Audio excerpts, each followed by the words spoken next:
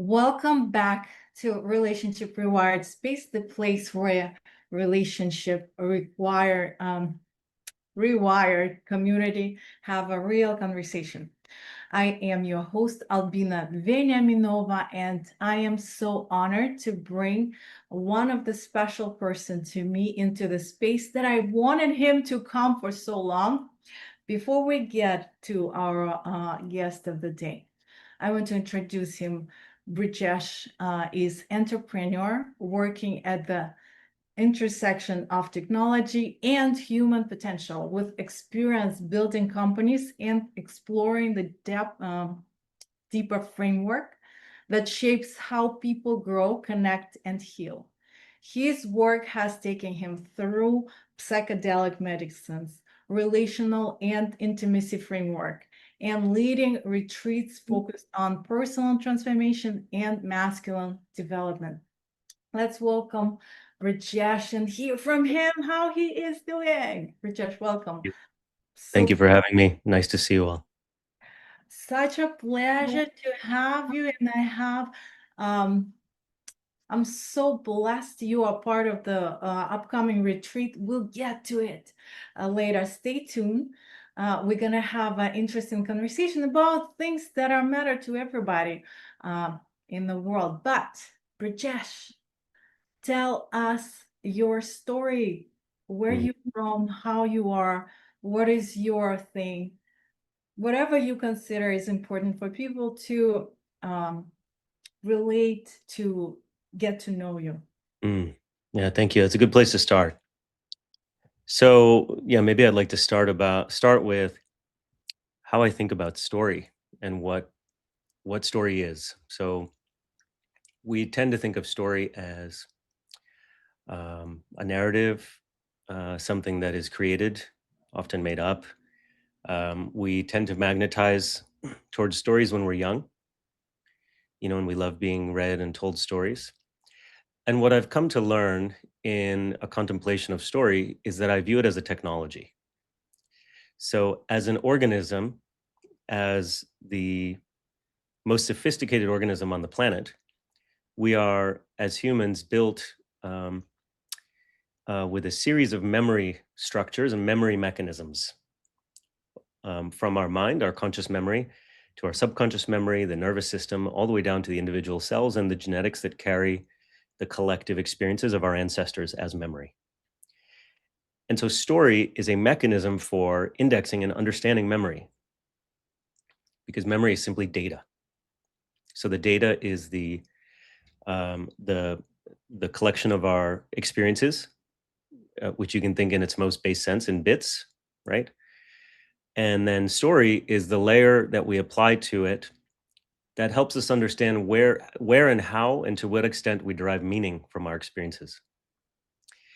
And meaning is one of the most important things in a human life, right? Because um, fundamentally, it is at the core of the biggest questions we have about life is, what does it mean? Why are we here? What are we to do about it? And one example I can point to is that we can think of sensory experience, whether it's pain or pleasure, simply as information, right? And it is often easier to assign a story to pleasurable experience than it is to painful experience.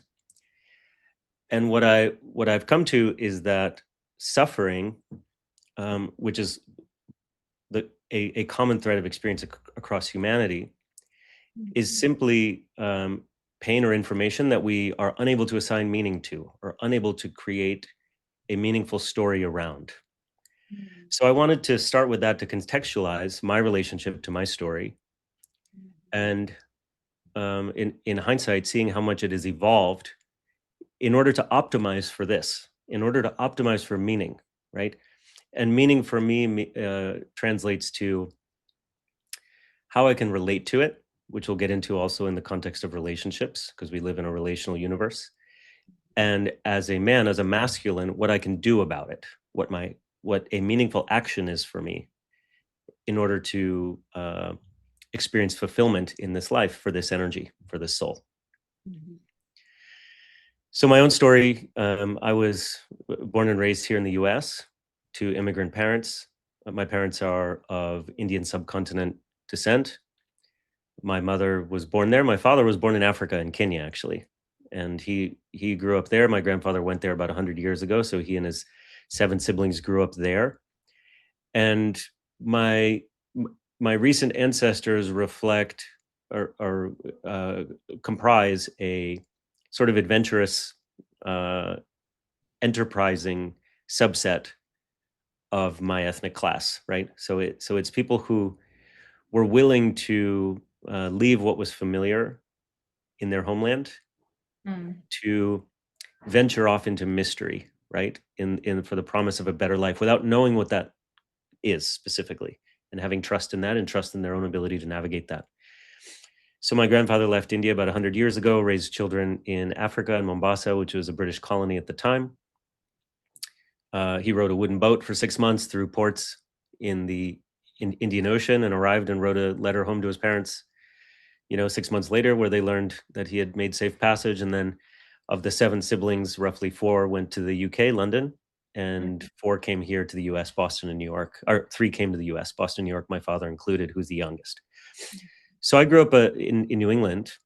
My mother is from India, and so from her, I had much more of an anchor in lifestyle, spiritual, philosophical traditions of my ancestry.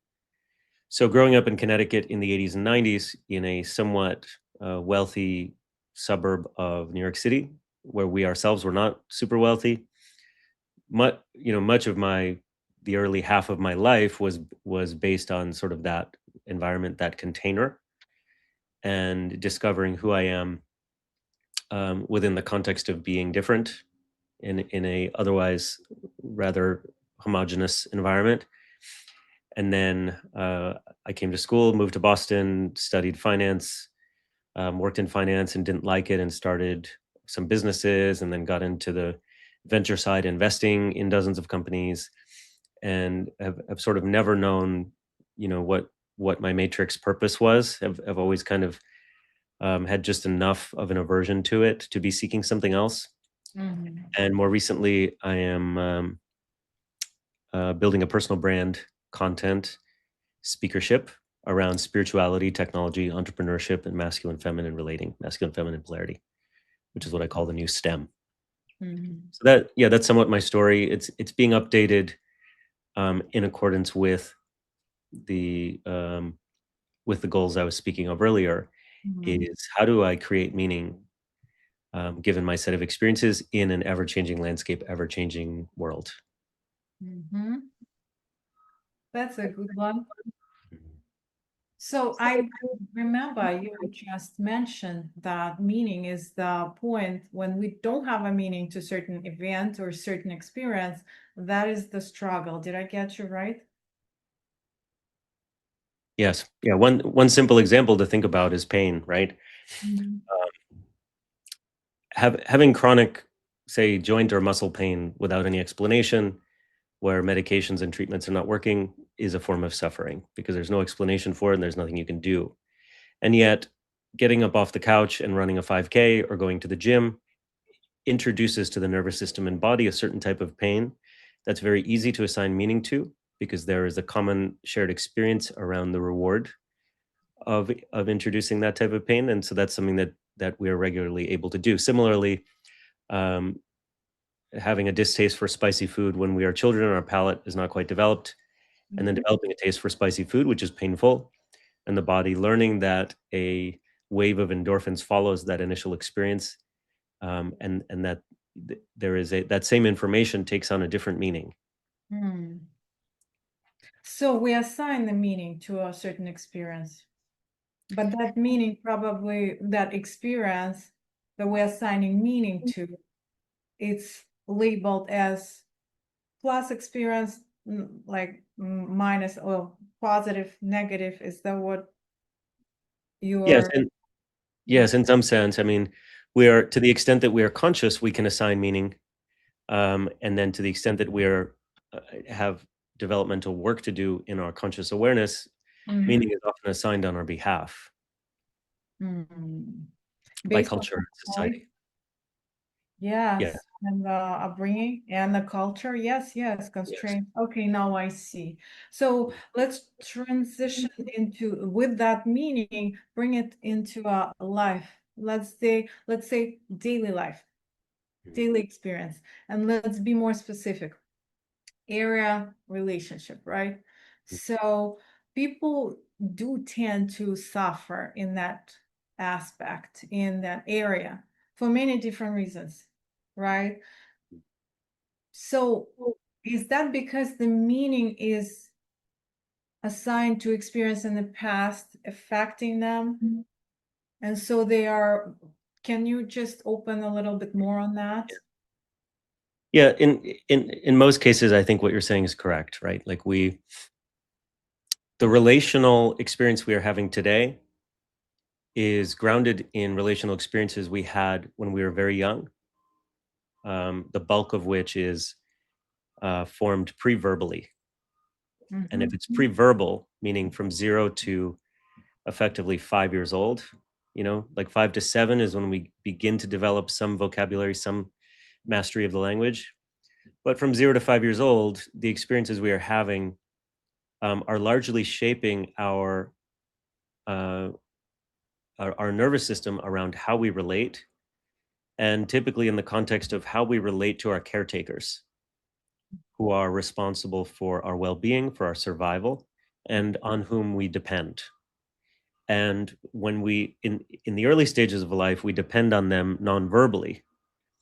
So it's an extra level of vulnerability, an extra level of dependency and trust mhm, that is required.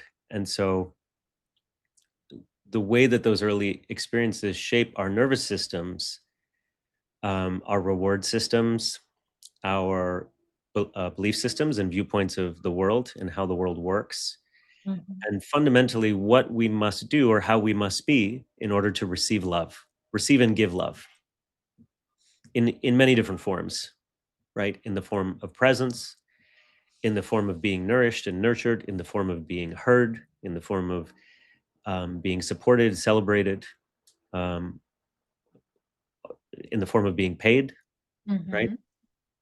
All of these are different permutations of our relationship to unconditional and conditional love. Yeah, I like that topic a Mhm. lot. Mhm. So are there unconditional love at all? Yes, I think in some sense, unconditional love is all there is. It's the fabric of our reality, and the conditions begin to apply when we establish an identity of separateness from that underlying substrate, from that underlying fabric, right? Mm, So the way I think about a relational universe is there is an all-pervasive, omniscient consciousness that knows not its own boundaries. It does not know itself nor what is beyond. And it carries a fundamental trait of expansion, of curiosity into the unknown, of curiosity and expansion into the unknown. mm, So if that is an inevitable trait and an inevitable subsequent action, then the first step that this consciousness can take is to divide itself into two equal parts, thereby forgetting its prior whole self and re-identifying with two equal and impossibly maddeningly opposite halves of the prior whole. And then, so when you go from 1 to 2, and now in that relational universe, the only thing that exists is yourself, one half, and then the other half, right? And now you're in a basically one dimensional universe because it creates a line, right? 2 points create a line.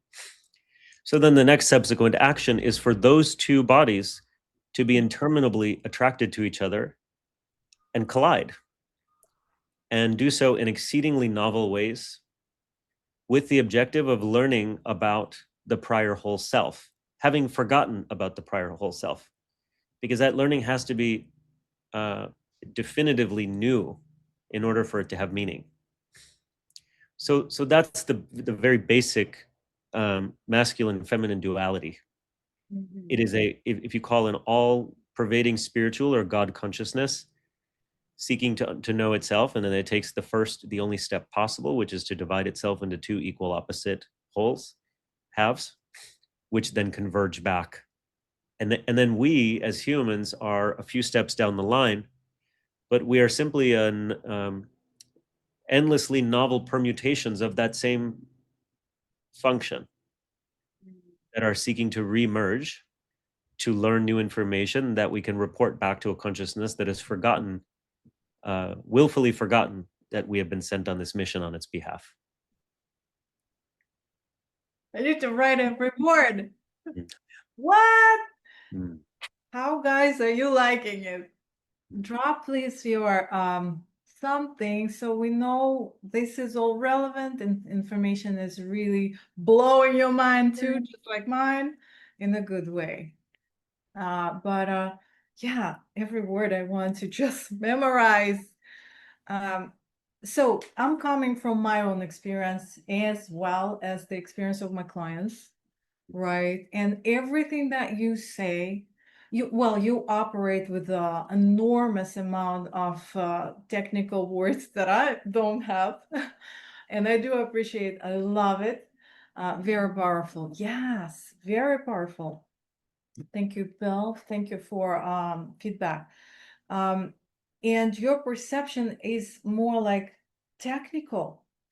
And this is how it is. And this is me coming from experience and breaking down certain pieces from my experience, knowledge, and the background that I have. But it resonates in so many ways. So that's where we end. Well, not end, but that's our next step, right? So codependency, or depend on that second half that we divided our consciousness, or whatever it is, right, into two, because now we are in reflection, the way I say it in my teaching, in my coaching, right, in my experience. We reflect, everything is my reflection. Now, if I'm in relationship, I'm not saying this is my case. Oh, I'm so blessed for all the work that I'm done for myself.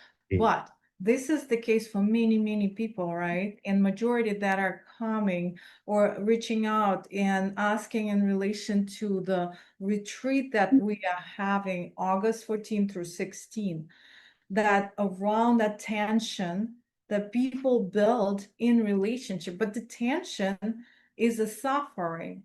Suffering, you're saying, is unassigned meaning. So I'm a little bit lost in that sequence, but anything you want to just clarify in this aspect? Yeah.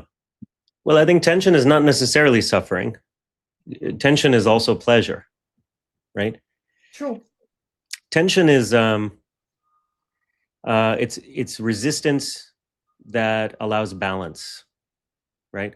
So the difference between balance and neutrality, let's say, right? Like, I think in our society culture, we are in out of fear of polarity and the intensity of polarity, we are encouraging neutrality, right? And what neutrality means is neutered, right? It meaning the the power of the individual gender is neutralized, right? And it therefore kills the polarity. So there's a big difference between neutrality and balance. Balance I view as there are two bodies in polar existence who are both equally intense, powerful, in such a way that they balance each other, right?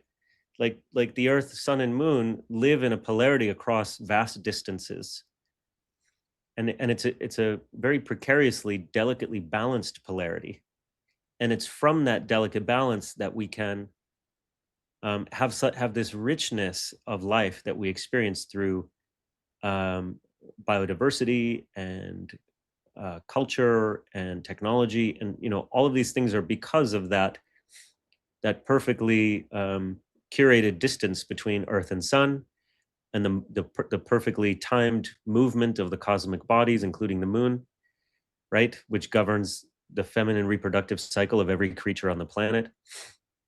Now, if you just neutralized all these bodies and just mashed them together, that tension would be resolved, and there would be nothing left to see. The sun would just swallow everything up, and maybe the temperature would cool by some indeterminate amount, and everything would be neutralized, and there wouldn't be any life there. There wouldn't be any expression there, right?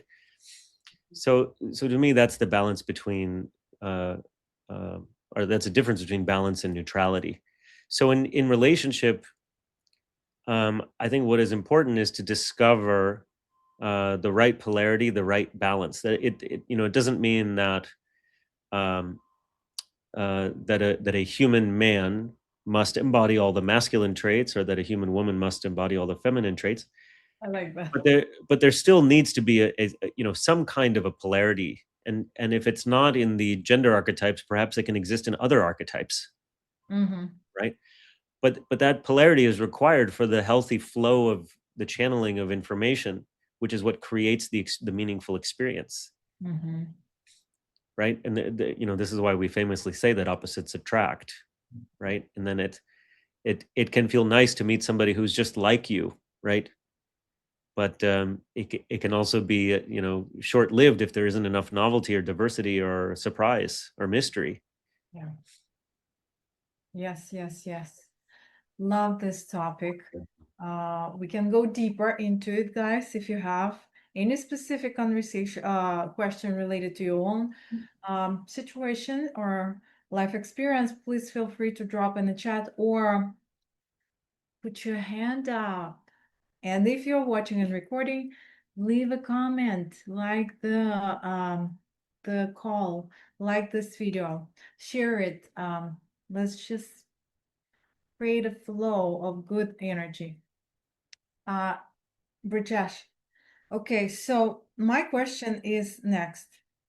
Can we move, let's say, opposite gender, someone that we in relationship with, move from this stage, let's say A, where reactiveness, where there is a lot of codependency, but the person is just genuinely good. Well, everybody genuinely good in their heart. I truly believe that. But some people, they end up to manage their partner's well-being or mental state because their partners are in victim mentality most of the time. I'm talking about psychological aspect of it with terminology from there. I'm not pointing, but that is the case for many couples, right? Most of my clients are coming from that perception, having relationship with someone that they reacting to, or in relationship with someone who reacts to them all the time, which is normal flow, building the healing path and map, right, for both. But what is, per your experience, is number one that couple should be aware of or have as a ground rule when they're experiencing tension between each other, argument, or anything that goes wrong? Yeah, that's a great exploration. I think this is where a lot of the juice is, and this is where I spend a lot of time contemplating. I think in a word, what's required is awareness, is conscious awareness of what is actually happening. And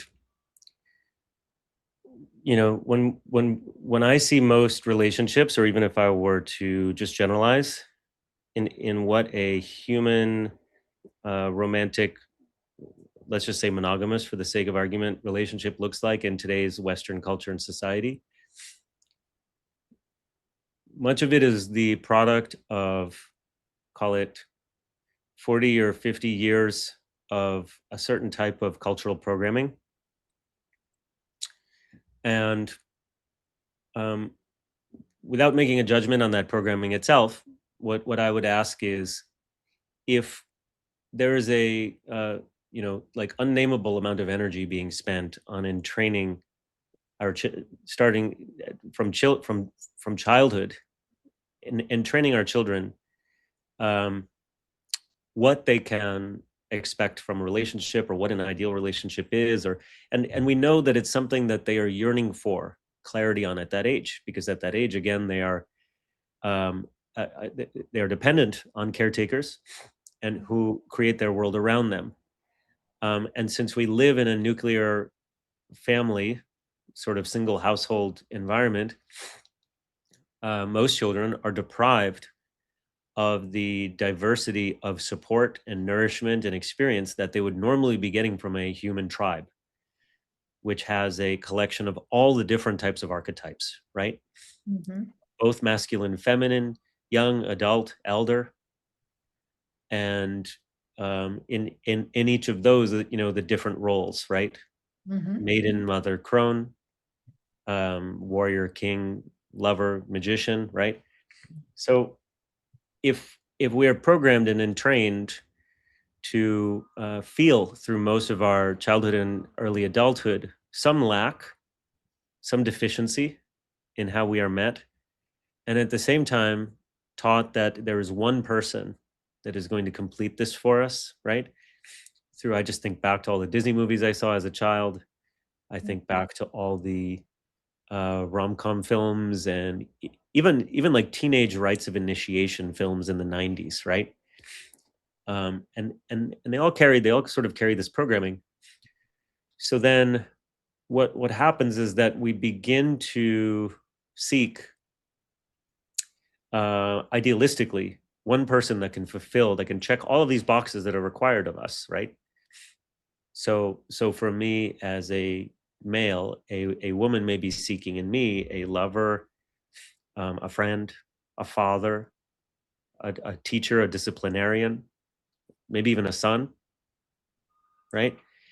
And I've had experiences in prior relationships where I'm being tasked with fulfilling all of these roles, and which a certain part of me was happy to take on because it gives my life more meaning. Mm-hmm. But in hindsight, knowing that that was a task doomed to fail, because I couldn't, there's no way I could do all of those well or well enough, and it's very fatiguing to have to switch between them at a moment's notice, and how to know which one to bring. If I'm bringing the father when the lover is desired, that's going to create a lot of problems. And the father sets the rules and doesn't ask questions, and it's like there's an authority there. And so for me, the what I learned is that anytime we feel this type of tension, it's usually the one of the leading causes is we are expecting too much in a certain time frame from somebody who is neither equipped nor capable nor responsible, or does not care to fulfill that thing for us. So then the question is, okay, where if we bring awareness to that, what can we do? Well, we can acknowledge it, and then we can support each other to seek that from where it is meant to be effectively delivered, right? Mm-hmm. So one example is, I'll speak for men because I do a lot of work with men, and I've experienced this myself. So fundamental to a man's experience is some kind of mother wound, right? Agree. We talk about it as if like it's a case by case, and some mother wounds are more intense than others, but I believe fundamentally that every man has a mother wound on some level. And the reason for that is what the wound means is it's not necessarily of malintent or of irresponsibility. The wound, it just means that there is a particular archetype, the mother, whose gift is unconditional love and eternal forgiveness, and she is now responsible for caring for the exact opposite archetype. She's a mother, feminine, has just come out of the lover into the mother, and she's expected to care for a uh, very young masculine, an infant, helpless masculine that she is tasked with raising into adulthood through the different archetypes. And she cannot there's no way that she can do that simply by herself, given her gifts and her skill set. She plays a critical and essential role, right? It's necessary, but it's not sufficient. Yeah. So inevitably the son will be wounded by her in some way because her faculty will be misapplied or overapplied or underapplied at some point when he is actually seeking something else, needing something else, right? He is needing uh, discipline and he gets acceptance instead. He is seeking validation and he gets judgment instead. He is seeking um, interfacing with the wild and understanding his relationship to risk and he gets protection, authoritative protection instead, right? So once you have a mother wound, then the question is, if you don't have awareness towards that and it's living subconsciously within you, then most of your actions are being driven by this core need, because the mother's love and acceptance and validation is a core need, right? And it begins from before we can remember, because it begins in the womb. It begins as our memory mechanism was being developed. So it is there actually, it preempts that. And in a way, it is the godly substrate of the creation of our memory system, of our nervous system and mind and heart. So then as we grow, we are now chasing something that is simply a feeling within us that is not unable to be touched by words, and therefore very difficult to act upon, because most of our actions come downstream of a thought, which is a verbal, non-spoken verbal thought, right? And some kind of an instruction. And so if we don't have awareness around that, now we are seeking that. It underpins our romantic pursuits. And on the other side, there may be a woman who herself is, in, let's just say, in lieu of being able to take care of herself, prefers to have an externalized project. Yeah. And then that boy with the mother wound becomes the perfect project for her, because it conveniently allows her to be distracted from the work that she needs to do. And now she is entering into what is, most romantic relationships are conditional, what is an agreement. It's not a charity. We're not out here handing out romance, right? We all have needs and expectations and requirements. So she's entering into what should be a conditional, conscious, agreement-based, oath-based relational construct, and she's entering that by promising unconditional love, which at some point inevitably will, conditions will be applied, because she's neither fully capable nor willing nor responsible for it. It's not her problem, right? Reality check. Yes. So in that example, what I've come to recently is that the antidote for a man's mother wound, outside of his own introspection, is his brothers. Nobody understands the mother wound like the brother, Oh, that's so true. I did not even think of right? that.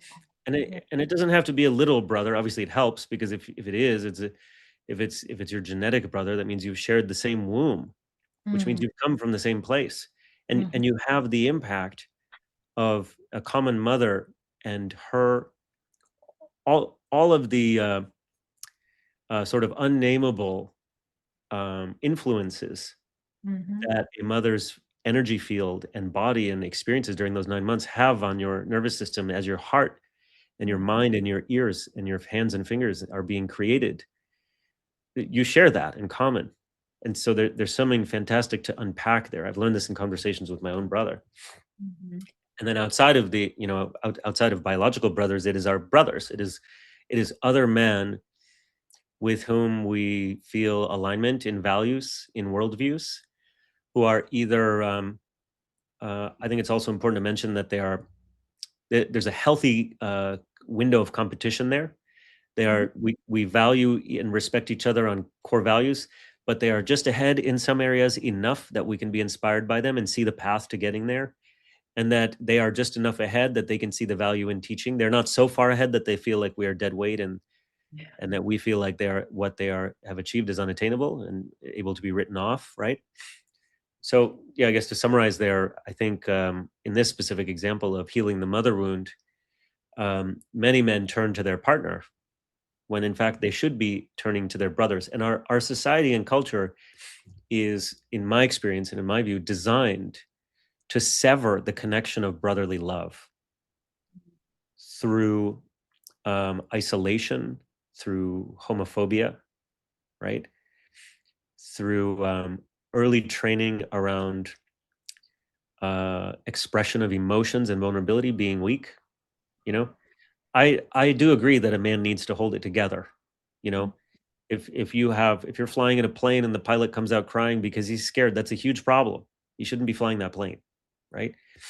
But that it's not to say that his inner experience, that the tenderness of his heart that hides behind that warrior's armor, should be stifled. And maybe it's instead that it should just be there needs to be certain safe containers and environments and settings for him to be able to express that and share that. And again, the best place to start is with the brother, Yeah. because I think the father has his own, he may be generationally too far away Yeah. to be able to meet you there, right?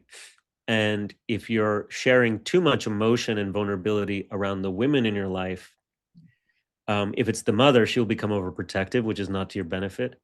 Yeah. And if it is in the romantic field, she will be turned off. Mm-hmm. 100%. Because you know, I'm not speaking about men and women, I'm speaking about masculine and feminine, right? So you can apply that how you like, but the fundamental role of the masculine is to contain, right? To be a container. Yeah. And so the feminine is testing the masculine on his ability to contain her wild true expression that she herself has yet to meet. But she needs to know that she can pour into his container, into his vessel, like a waterfall or a stream, and know that those walls can hold, Mm-hmm. so that she can discover herself and they can discover each other through that interaction. God, what a explanation. You answer all my questions as we were going. I was taking notes. How to heal. I hope you guys are hearing brotherhood. If you have a siblings, maybe there is something in common. And if you have, and Sid, I see you, Hannah, get to you as well. Thank you so much, Brijesh. Sid, opening the mic. Go ahead, Han. What was your question? Yeah, that was amazing, Rajesh. Thank you for elaborating it so cleanly and nicely.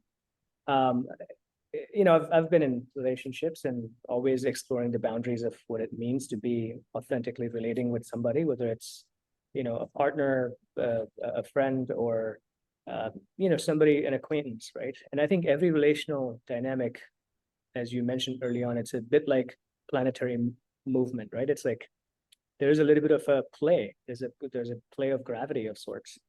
One of my perspectives lately that I've pretty much, I guess, formed in the last month and a half, is that by default we all have and carry these wounds, right, from our childhood, from a previous generation, from our lineage, whatever it may be.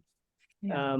And we all have amazing qualities and properties that exist within us, and whoever we meet, they have the same. They have the same amazing qualities, but they also potentially have the same wounds. How do you create a sense of a sense of like understanding between two parties that I see you, whether it's your brother or your partner or whoever you're dating, that I know your struggles, I know your challenges because I've been through some of them myself. Because it's only when one party kind of puts their guard down a little bit, it almost allows, not just allows, it's almost invites the other person to put their guard down, and then suddenly the relationship can be a lot more real, because now you're not showing up as like a persona, you're not showing up as a part, you're not showing up wearing this like armor that I can do it all, right? And you can be strong yet soft, you can be vulnerable yet kind of decisive on certain occasions. So how do you envision that people can like practice that and apply that in their daily Great life, especially in relationships? Love the question. So how would you come across, how is Brijesh, I'm gonna pass it to you to answer.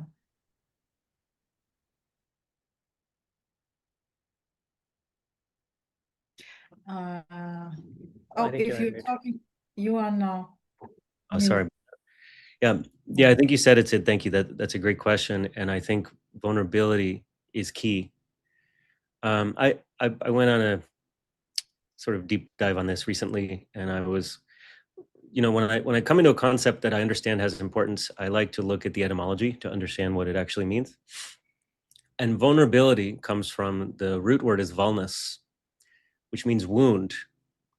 So vulnerability is ability to be wounded, and capability to be wounded, right? And it's like, what does that mean? Well, if you think about it in the context of a warrior who is incapable, unwilling to be wounded is an ineffective warrior. He can't be sent out to battle. He can't be trusted on the battlefield because he will avoid any situation that he perceives will result in a wound. An effective warrior is one who is willing to lurch into the madness and chaos, and willing to receive a wound, right? Like, in order to extend your weapon, you have to open yourself, right? And it doesn't have to be a weapon, it could be a tool, or it can be a gift, right? But in order to extend something, you have to open yourself to receive what comes back as a result of it.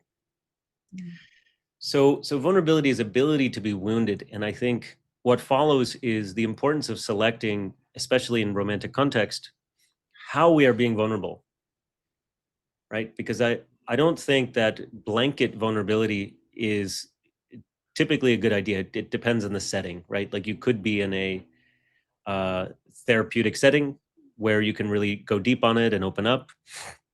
But I think it's important to select the level of vulnerability. And what I like to do is, let's just say in the context of romantic relationship, of like first few dates, right? Where you're seeking to establish more than a superficial connection, like you're saying, it's the point of that time spent together is to create joint meaning, such that you can build rapport and trust and mutual interest and just enough mystery, to keep the party going, right? And so in those moments, what I've found is helpful, or even in like in business settings, in an interview, or just meeting people, sharing vulnerability that previously would have been outside of a reach, like outside of a comfort zone, but that you have established some kind of familiarity with, or made some progress on. So, and typically these themes are ongoing.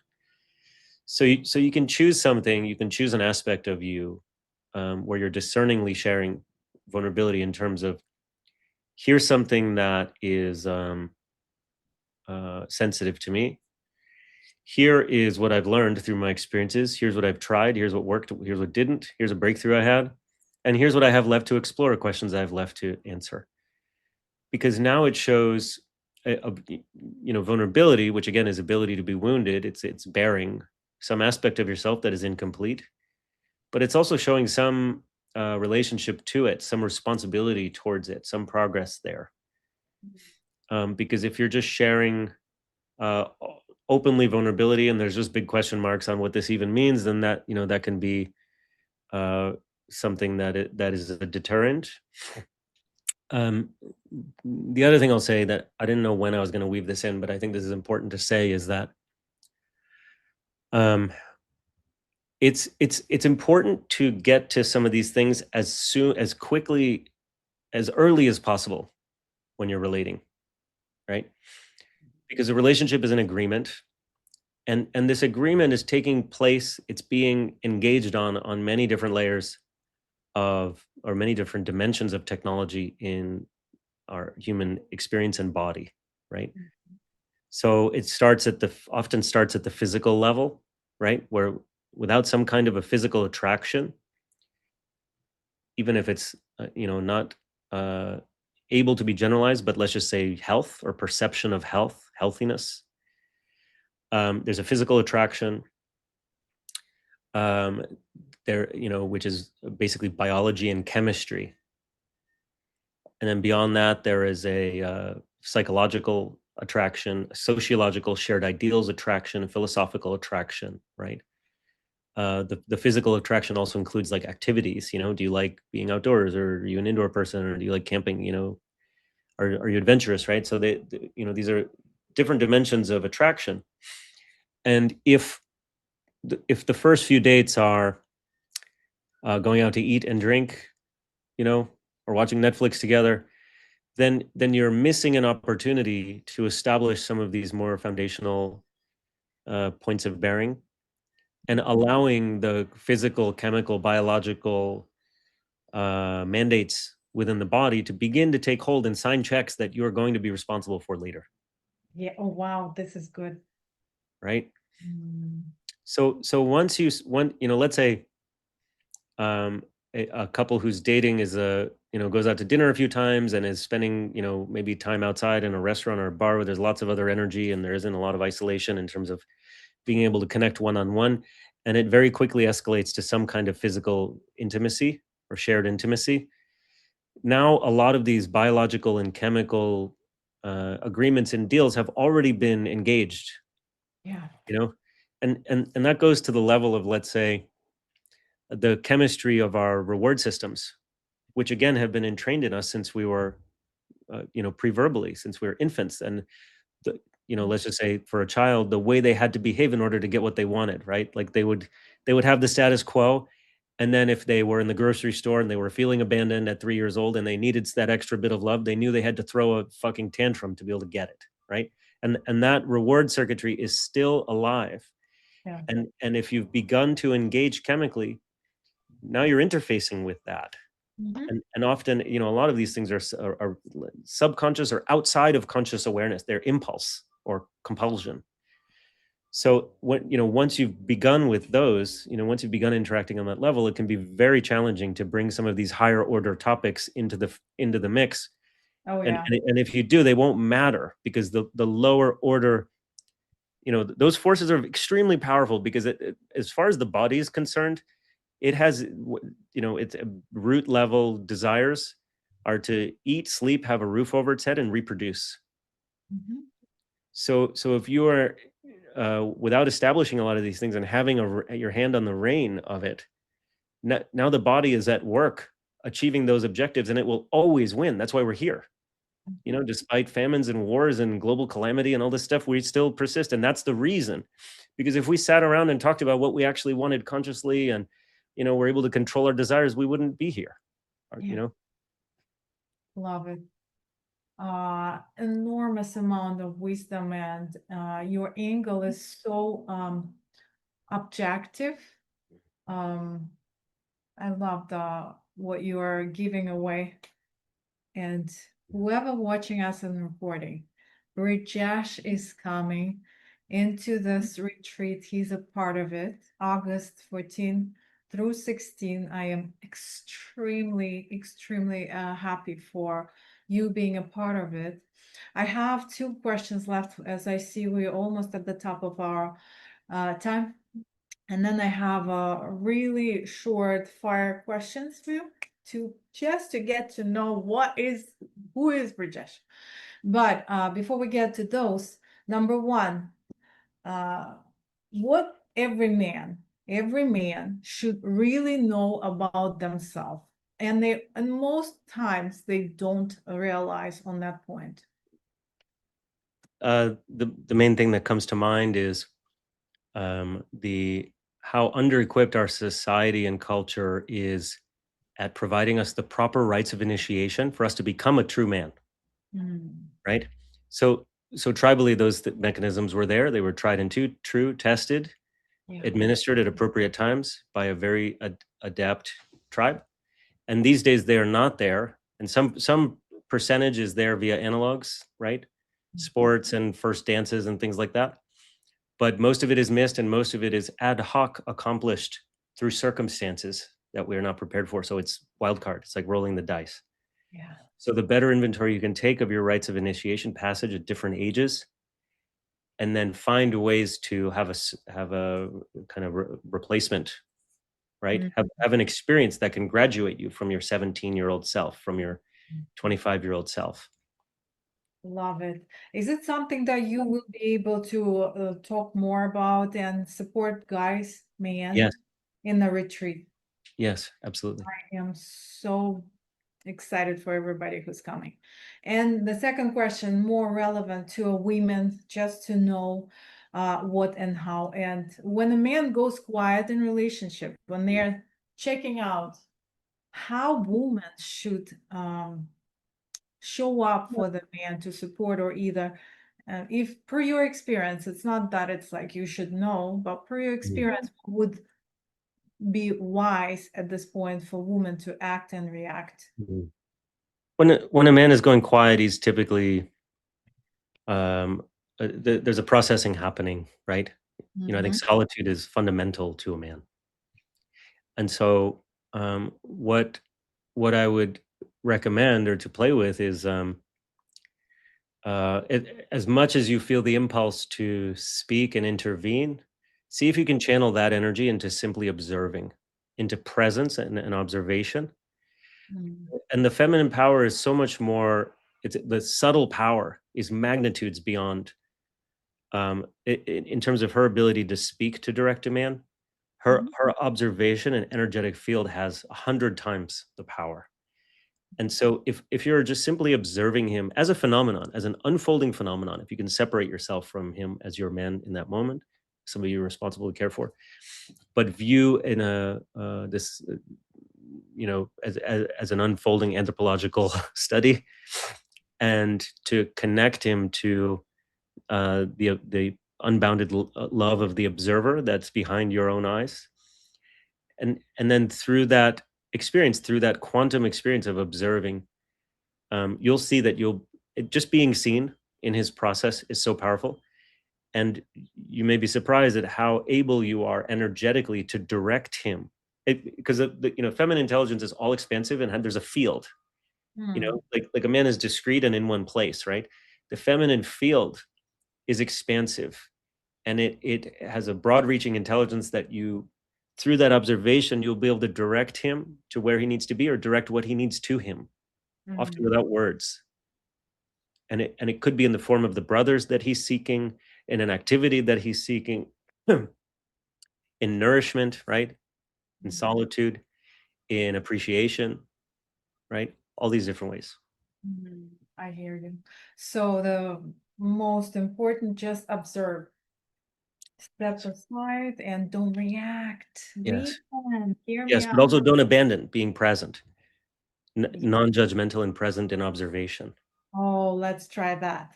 Yeah. Well, rage. Yes. But I love what you are bringing. I'm just making jokes, because I just enjoy the conversation so much. I don't want to let you go. Uh, anyway, on a retreat, for everybody who registered, for everybody who's coming to experience this experience of release, interaction from the standpoint of grounded, complete person. Yes, we all have needs, but in the terms of being unhooked from many attachments and anticipations and relationships, just to experience that being.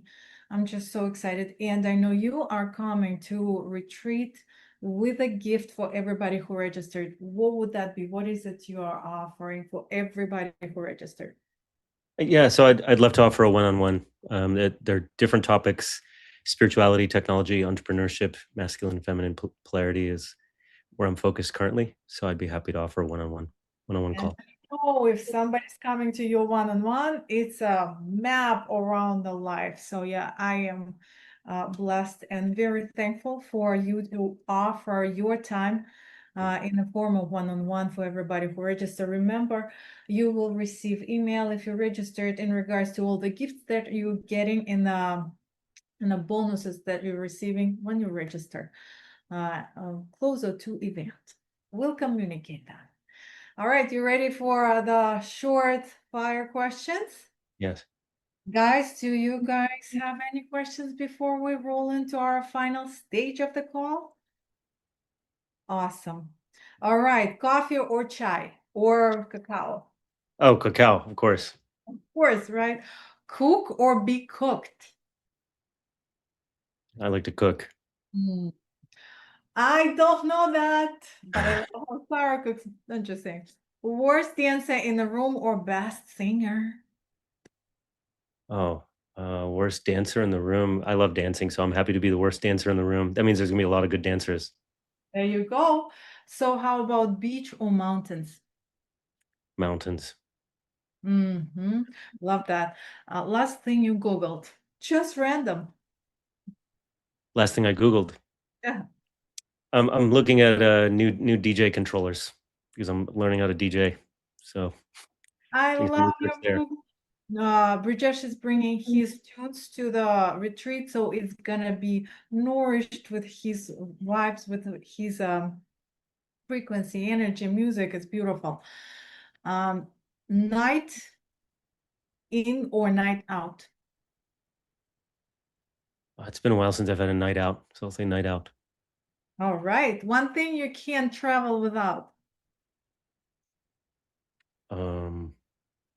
Tongue scraper.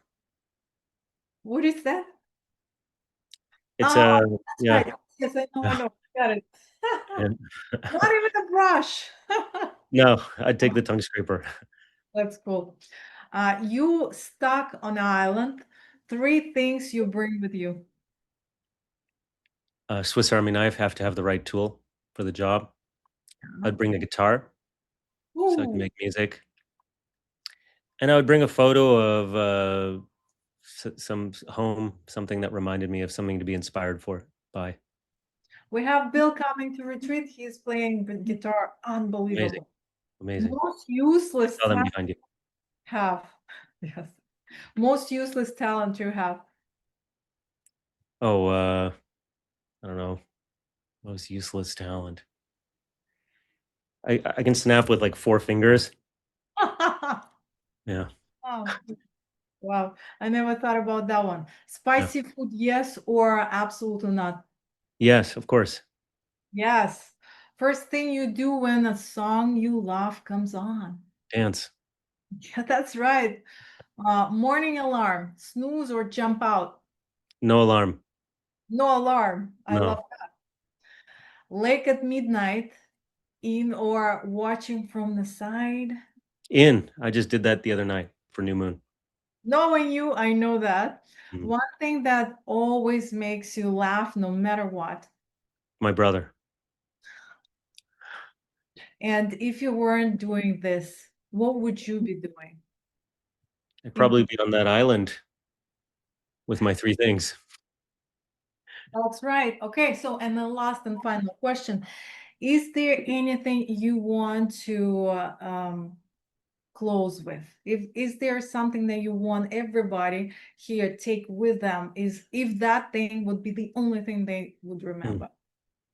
I feel that this is such a profound time to be asking these types of questions and having these conversations. I think humanity is in a season of profound evolution of consciousness, and I think there's an amazing world that we can create for ourselves and humanity as we go forward if we continue asking questions. And for me, the best questions yield more questions, not answers. Yes, true.